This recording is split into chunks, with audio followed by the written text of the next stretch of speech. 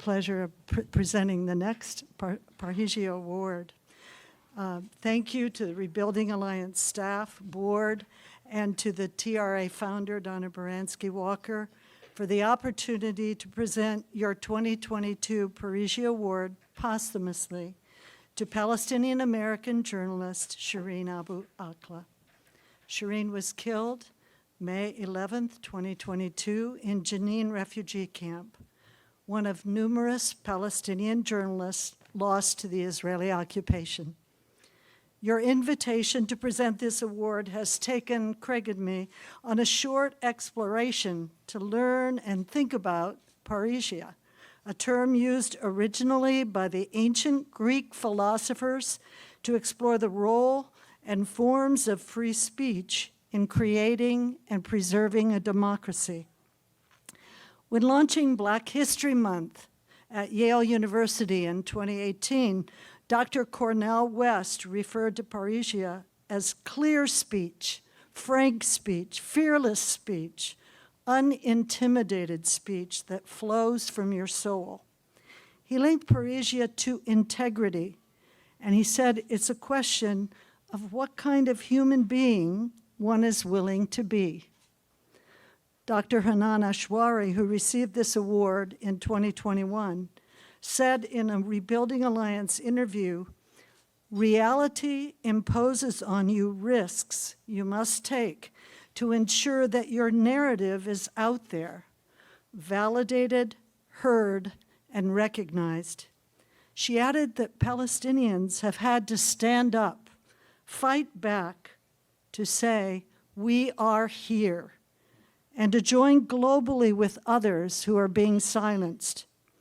Shireen Abu Akleh's decades of work allowed Palestinians throughout the region to say for themselves, "We are here." Craig and I did not know Shireen, but since May 11th, 2022, when word spread across the world about her terrible killing, we have come to know Shireen through many public accounts shared by her colleagues, her friends, and her family. We were blessed with a Zoom meeting with her brother Anton, her sister-in-law Lisa, and her nephew Victor. What are just a few things that we've learned from them all? Shireen studied journalism at Yarmouk University in Jordan. In Palestine, she worked for multiple media outlets before joining Al Jazeera Media Network in 1997 as an Arabic correspondent, and where her work continued for 25 years. She regularly reported from Israel, the West Bank, and Gaza, and covered the Israeli attacks on Gaza in 2008 and 2009, in 2012, 2014, and 2021, and the 2006 attack in Lebanon. On the day she was killed, her friend, Diana Boutou, shared that Shireen was known in every Palestinian home in the West Bank, Gaza, and East Jerusalem, and was likely known in every household throughout the Arab world. From our friends at Adalah, the Legal Center for Arab Minority Rights in Israel, we heard that Shireen reported daily on human rights violations against Palestinians. Adalah wrote, "Shireen was one of the first female Palestinian field journalists for TV, a courageous, principled, professional reporter who covered with dedication and reliability Palestinian and Israeli news, striving for truth and exposing it worldwide."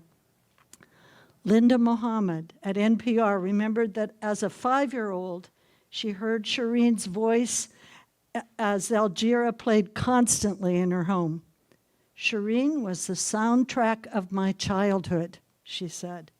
And she added that Shireen turned her microphone to mothers and children, prisoners, and those in refugee camps, because she knew they each had their own stories, stories to tell themselves that she could amplify. Shireen's friends and family describe her as a happy person who loved life, who loved animals, a Palestinian trailblazer and symbol someone who was fearful at times and cared for her own safety and that of her colleagues, but went to where the stories were that needed to be told. Shireen is quoted in a Qatari channel video saying, "I chose to become a journalist to be close to people. It may not be easy to change reality, but I was at least able to bring their voice to the world." There is so much more to say. Shireen was a reporter, but also a sister, an aunt, a cousin, and a friend. And Shireen's family and colleagues have picked up the torch. And I'm going to let Craig take over here. There is so much more to say. And as Cindy said, we didn't knowingly meet Shireen. She may well have been in the back of some press conference that we did in Palestine, but sadly, we didn't meet her. But we do know a little bit about the story of the family, many members of which are here to accept this award. Our family has watched with admiration as Shireen's family, you here, have spoken out, demanded an accounting and an accountability from Israel and its military. We know the journey. We know the anger of hearing the implausible denials coming from the IOF spokespeople and the exhaustion of having to respond instantly to meet the news cycle.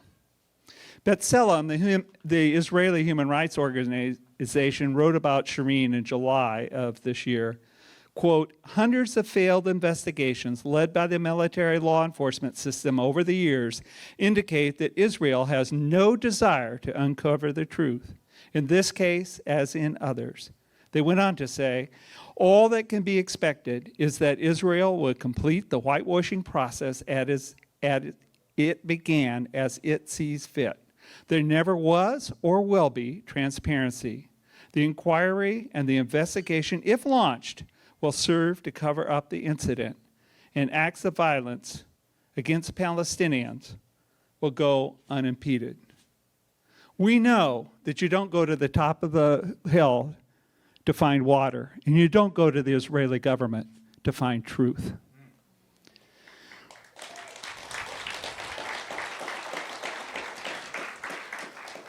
We also know the frustration of looking to the U.S. government for action, forcing the Israelis to hold their soldiers accountable for their human rights violations. We have had the realization that if our government can't or won't protect its own citizens, we have a very long way to go for it to protect the Palestinian people from the abuse Shireen and our daughter Rachel died documenting. We know firsthand the routine of walking the halls of Congress, to be told by one office to go to yet another, and with no promise that either one would help. Asking seemingly good people to do the right thing, but reducing that ask as we go, wanting an end to the occupation, an end to the killing, and asking for accountability, or even just an investigation into our own loved one's individual case. In return, what we get is a letter, or to have the topic brought up in a meeting of some official with his counterpart. We set the bar lower and lower as we go, thinking, dude, you can get across this with a walker.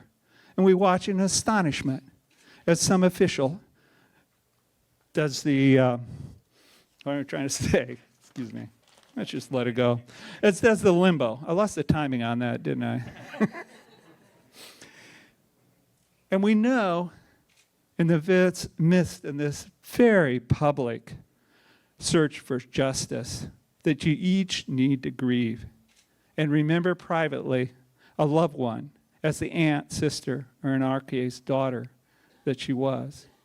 So to you, the family, we believe this Parrhesia Award honors each of you, too, as you carry the torch to speak and seek the truth and accountability in a form that truly impacts the root cause of Shireen's killing and that of so many others.